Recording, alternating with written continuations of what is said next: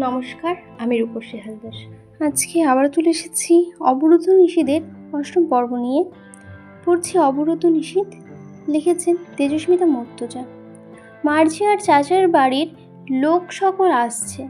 মার্জিয়া রান্না করছে যত্ন করে। রাবেয়াও টুকটাক উৎসাহী, অন্তুকে বুঝিয়েছেন দেখতে আসলেই বিয়ে হয় না, তাছাড়া কুটুমও। আমজাদ সাহেব বাজারে গেছেন হালকা পাতলা দই মিষ্টির ব্যবস্থা করতে। অন্তুর বুক ভার, মুখ গম্ভীর, টেবিলে কোনোই ঠেকিয়ে বইয়ে নজর বুলাচ্ছে। জানা নেই লোকগুলো কেমন হবে, তাদের সামনে বসার পর কে প্রশ্ন করবে, সেসব দিয়ে কী হবে। জীবনসঙ্গী আব্বুর মতো হতে হবে, কথা শেষ। অবশ্য এইটুকু ভরসা আছে, যেন তেন কারো কাছে সম্বন্ধ করবে না আমজাদ সাহেব। বই ছেড়ে উঠে পড়ল, পড়ায় মনোযোগ আসছে না। আলো বাতাসপূর্ণ ঘরটা আমজাদ সাহেব অন্তুকে দিয়েছেন। বারান্দায় কিছু টব রাখা আছে, অ্যালোভেরা, পাথরকুচি, নয়নতারা, পাতাবাহার গাছ আছে। বারান্দা থেকে আলো ঠিকরে আসছে রুমে। রুমের মাঝে কিছুক্ষণ পায়চারি করল। পরনের কালো সালোয়ার কামিজ, ওড়নাটা সিল্ক সুতির, গায়ে জড়ানো, যার আঁচল মাটি ছুঁয়ে ঝুলছে। চুলের বেনি খুলেছে অল্পক্ষণ, চুলগুলো এলোমেলো, ফুরফুর করে ঠান্ডা হাওয়া আসছে বারান্দার গিল ভেদ করে। খোলা দরজা দিয়ে ঘরের ভেতরে অন্তু পায়চারি করতে করতে হঠাৎ গেয়ে উঠল গুনগুনি। আগে কত বৃষ্টি যে দেখেছি শ্রাবণে, জাগিনি তো এত আশা ভালোবাসাই মনে। গান প্রথম করলাম, তো কেমন লাগলো অবশ্যই জানাবেন। আমি পারি না, যদিও একটু চেষ্টা করলাম আর কি। তারপর পড়ছি। অন্তু থমকালো। সে এমন যুবতী সুলভ আচরণ সচরাচর করে না। মুচকি হাসল। ফর্সা দেহে কালো পরিচ্ছদ দারুণ চমকাচ্ছে।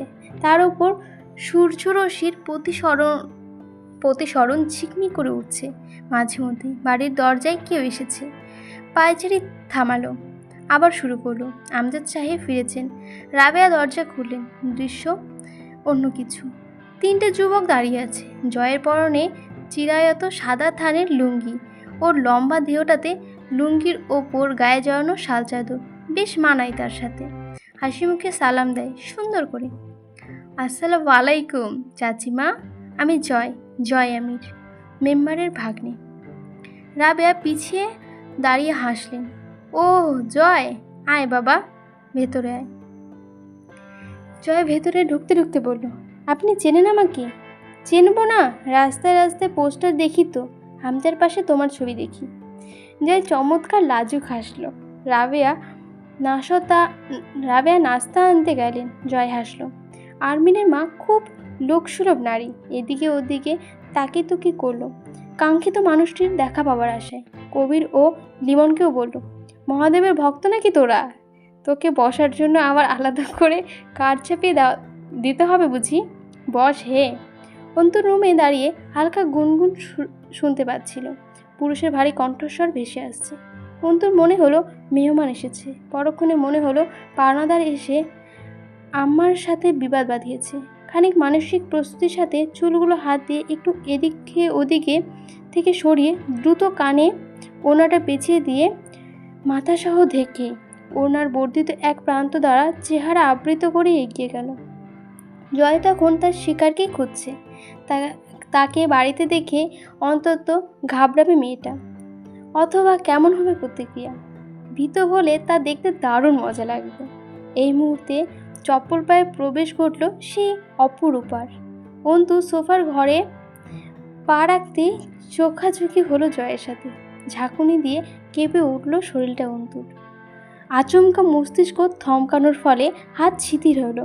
সঙ্গে সঙ্গে মুখের আবরণ সরে গেল এবং থুতনিসহ সামান্য গলার নিচ অবধি অনাবৃত হয়ে গেল। জয় চোখ সরালো না নাকি সরাতে পারলো না বলা যাচ্ছে না। শুধু কটা গাল খটখটে শুকনো খোটরের সঙ্গে বেহারায়ের মতো তাকিয়ে থাকলো অন্তুর সুরতটুকু। মানে কি বলতেছে, শুধু কটা গলা খটখটে শুকনো ঢোকের সঙ্গে বেহায়ার মতো গিলল অন্তুর সুরতটুকুকে। চোখের পলক পড়ল না। এর আগে যে তার চপল প্রতিদ্বন্দ্বিনীকে দেখেনি, শুধু দেখেছে বর্ষার ফলার মতো ধারালো ঘন পাপড়ি ঝাপড়ানো চোখ জোড়া। আজ অন্তুর অসামান্য সৌন্দর্য রূপ তাকে থমকে রাখলো ক্ষণকাল। চোখে ফুটে উঠল বহু কিছুর সংমিশ্রণ। প্রথমে ভ্রু হাসি ছিল, সেটা এক সময় বিলীন হয়ে অভিভূত হয়ে চোখ দুটো। ধীরে ধীরে তাতে মিশল ক্রমশ মুগ্ধতা। বেশি হলেও 4 সেকেন্ডের ব্যবধানে এই মহা অঘটন ঘটে গেল। জয়ের চোখে বিঁধে রইল অন্তুর ফর্সা চিবুক ও গলার নিচ চিবুকের উপরিভাগ। চোখের পলকে মুখের আবরণ তুলে নিল অন্তু। মেরুদণ্ড শক্ত করে দাঁড়ালো। অসহায়ের মতো দুটো ঢোক গিলল মেয়েটা। সর্বনাশ হয়ে গেছে। সে নিজেকে সামলে উঠে বলল, আপনি আপনি এখানে এসেছেন কেন? বাড়ি অবধি পৌঁছে গেছেন? আগে থেকে চিনতেন আমার বাড়ি? যে চোখ বুজে হাসে, অনুভব করে কণ্ঠস্বরটা অমন সুন্দর কণ্ঠস্বরের সাথে মিশ্রিত তেজ কণ্ঠের শোভা বৃদ্ধি করছে, নাকি বেমানান ঠেকাচ্ছে। সর্বোপরি কণ্ঠের গম্ভীর্যে একটা ব্যথা ও দুর্বলতা তীর তীর করে, যা জয়কে সাম্রাজ্য জেতার সুখ দিচ্ছে। ইচ্ছার বিরুদ্ধে পর্দা হটা।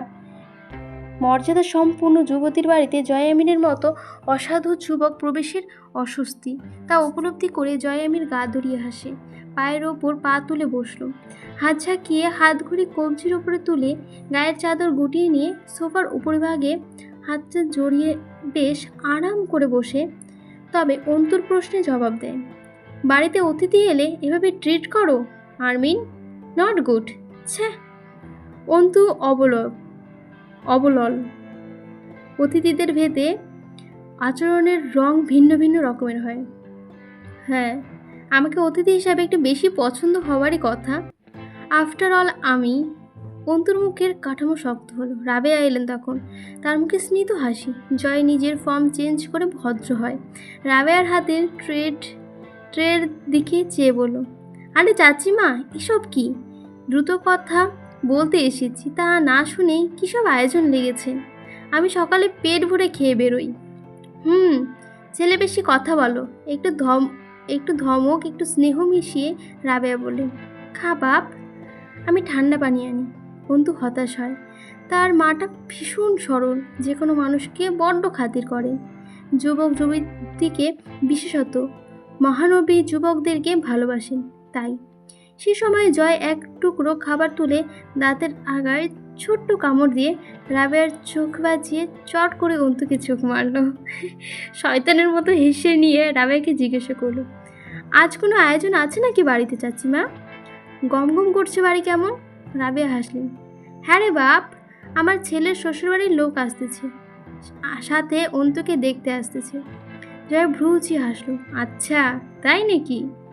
অন্তু মায়ের সরলতার আফসোস করে, কিন্তু ভেতরে গেল না। কি উদ্দেশ্যে এসেছে জয় আমির তা অনিশ্চিত। রাবেয়া একা এই লোকটার কাছে ফিরে যাওয়া ঠিক হবে না। রাবেয়া জিজ্ঞাসা করল, কে আইসিলি বাপ? জয় মধুর হাসি হাসলো। আসলে চাচিমা, ক্লাবের চাঁদা নিতে এসেছিলাম। জোর জবরদস্তি নেই, কোনো ইচ্ছে নেই। ইচ্ছে হলে দিতে পারেন। রাবেয়া উঠে দাঁড়ালেন। এমনি বলতেছ কেন? পাড়ার ক্লাব তো আমাদের সুরক্ষা। হামজা, তুমি, এরা তো সোনার ছেলে। দাঁড়াও, আমি আসছি। রাবেয়া গেল। অন্তুর ওপর খ্যাক খ্যাক করে উঠল জয়।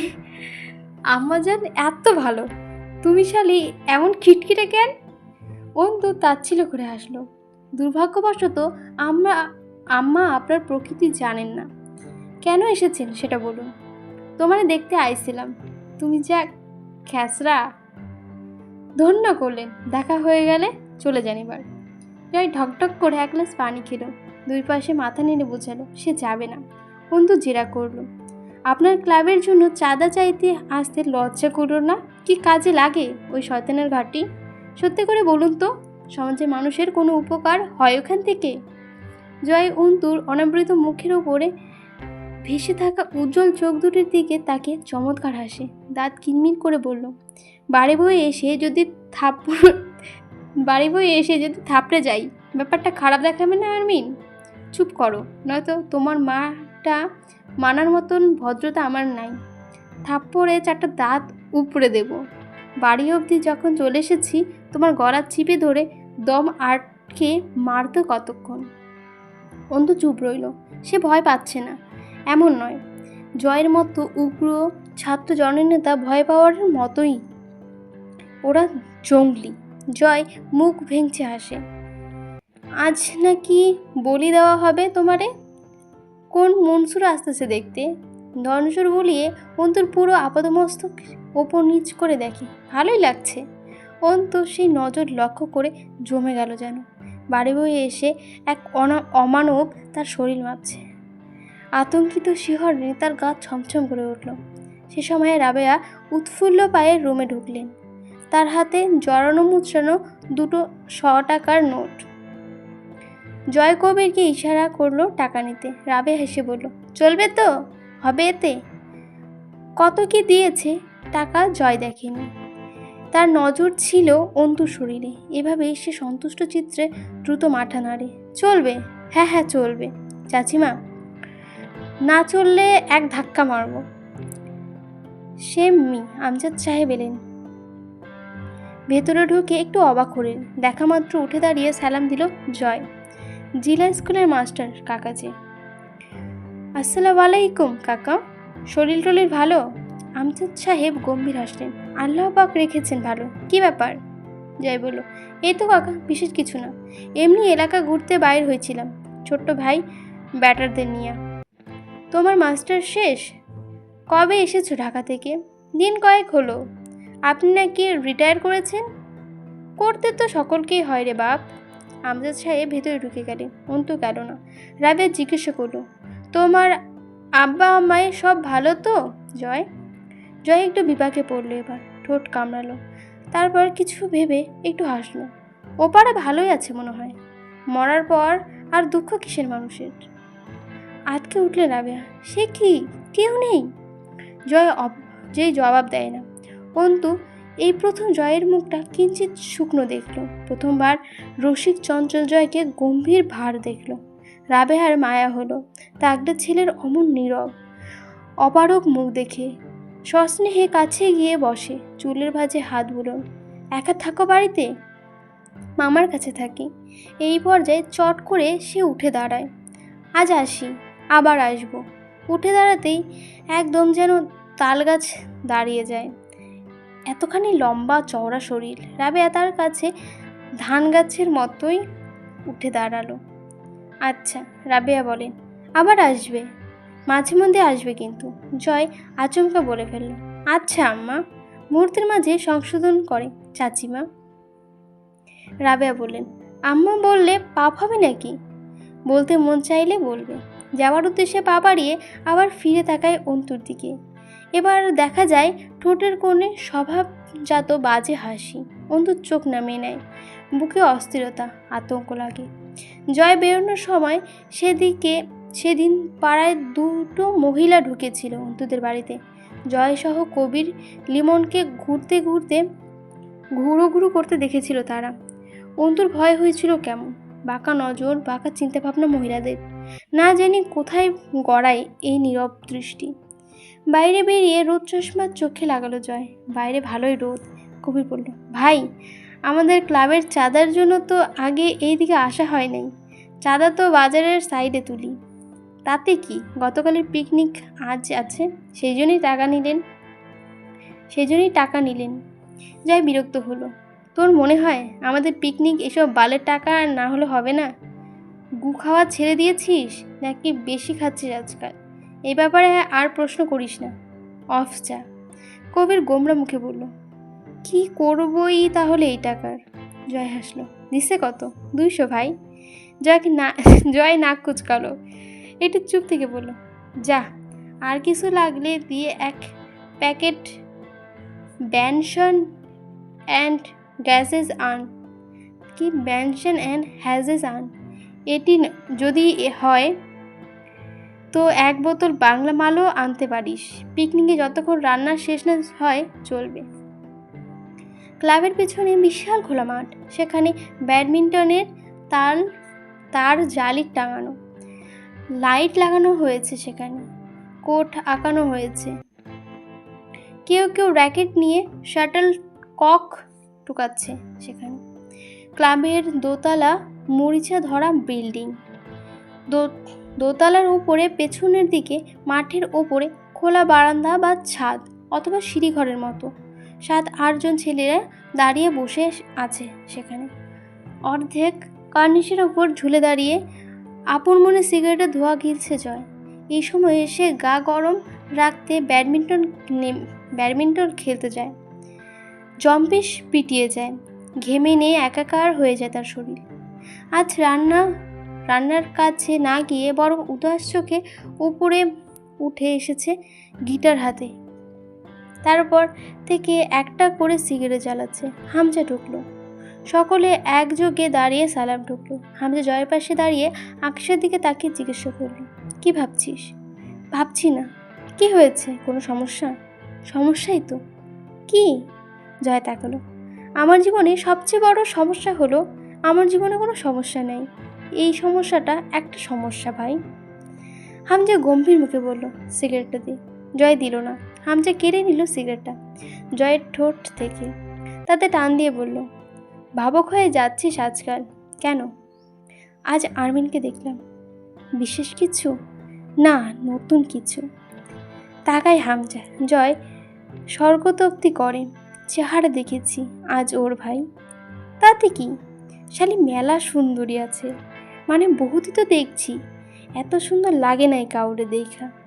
একদম যারে কয় কারাক টাইপের সুন্দরী। কি চোখ, নাক, ঠোঁট, মাইরি, তাক লাগে গেছিল আমার, সিরিয়াসলি। হামজা হেসে ফেললো। মাথায় সার্কিট ফিউজ হয়ে গেছে তোর। আগে বহু মাইয়া দেখছি, মাগার আমারে বিশেষভাবে আকর্ষণ করা পারে নাই। আগেও ওর চোখ দেখছি, কিন্তু সেই অন্যরকমভাবে খেয়াল করি নাই। আজ কিছুক্ষণ খালি ভ্যাবলার মতো যাইয়াছিলাম। ছ্যা, এমনি যে ভাবশালীর, আবার যদি এমনি ঠুইকা খাই তাহলে তো। অবশেষে বিশাল সমস্যায় পড়েছিস, অর্থাৎ তোর সমস্যা শেষ। জয় হামজার চোখে তাকিয়ে হো হো করে হেসে উঠল, সাথে হামজাও চট করে হাসি থামিয়ে বলল, ইচ্ছে করে কানের নিচে চাইর খান বাজাই। কথা শেষ করে ঢোক গিল, যেন কথা ফুরায়নি, তবুও থামলো জয়। হামজা হাসলো।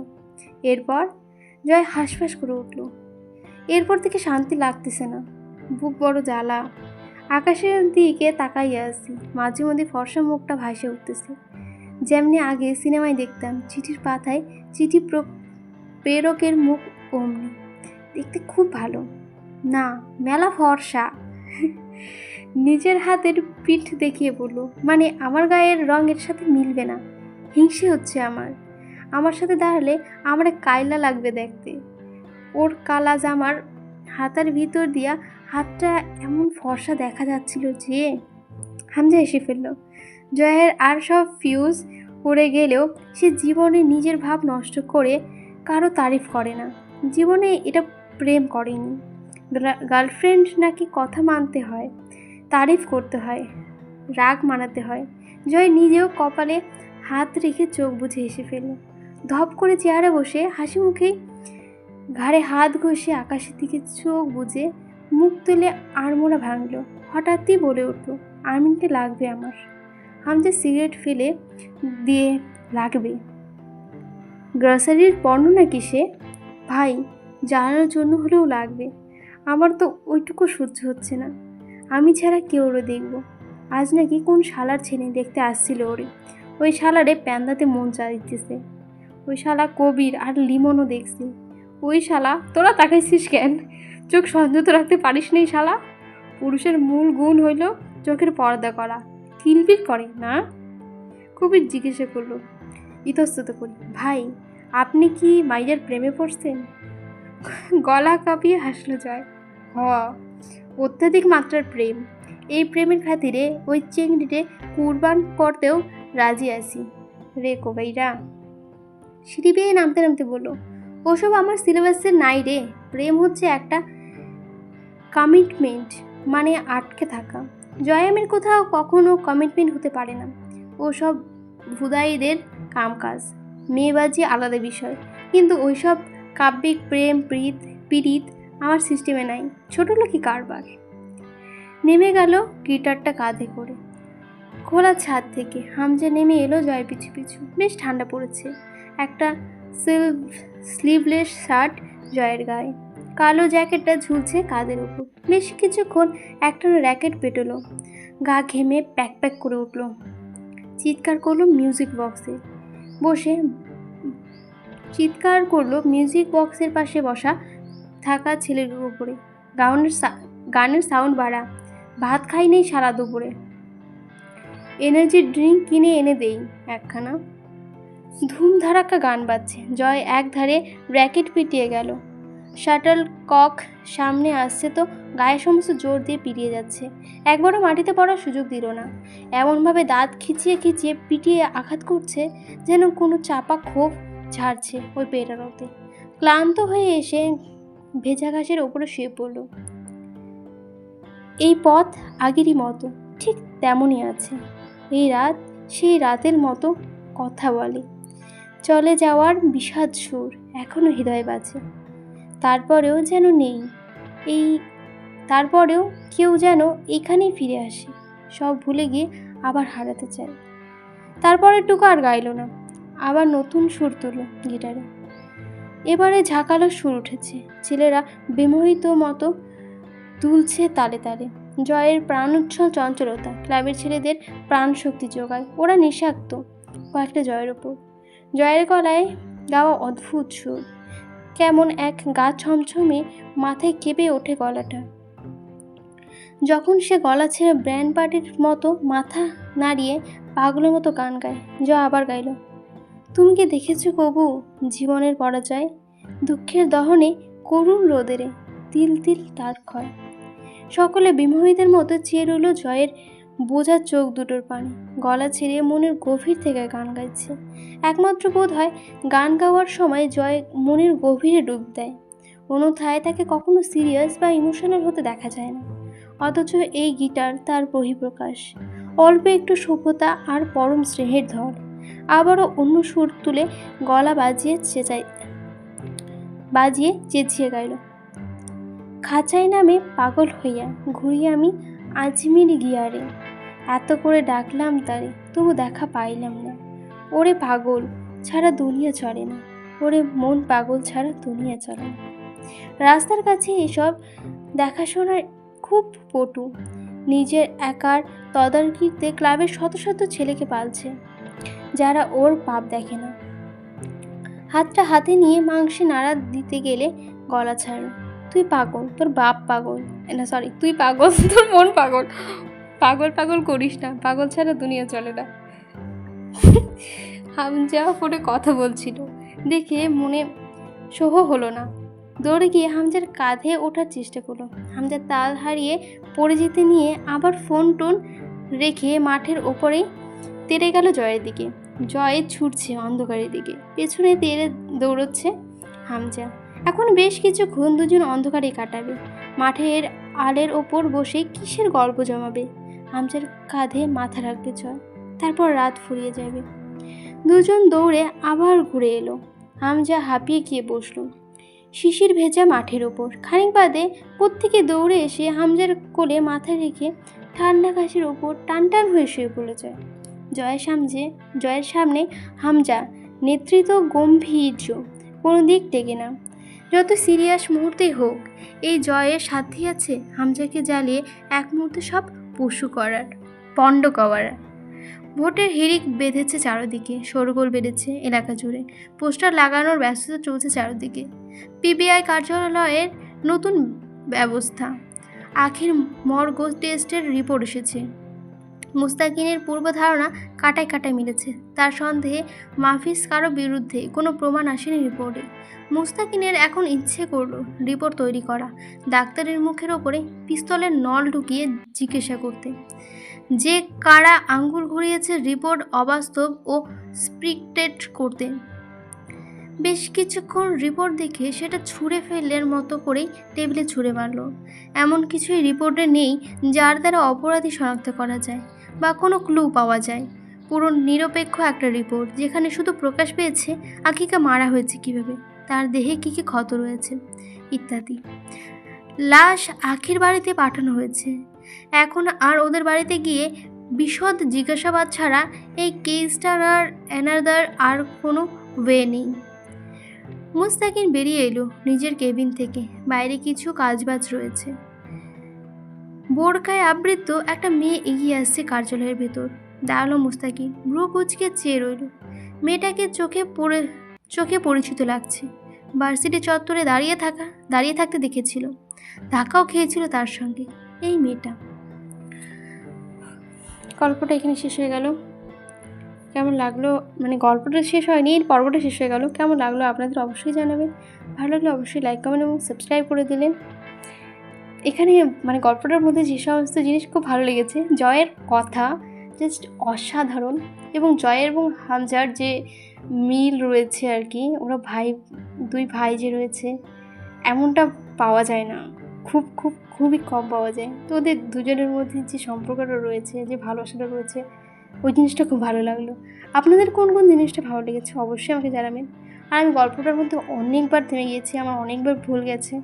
আমি গল্পটা প্রথম পড়ছি তো এইভাবে করে, তো একটু তো ভুল যাবে, একটু ক্ষমা সুন্দর দৃষ্টিতে দেখবেন। আসছি আজকে, ধন্যবাদ।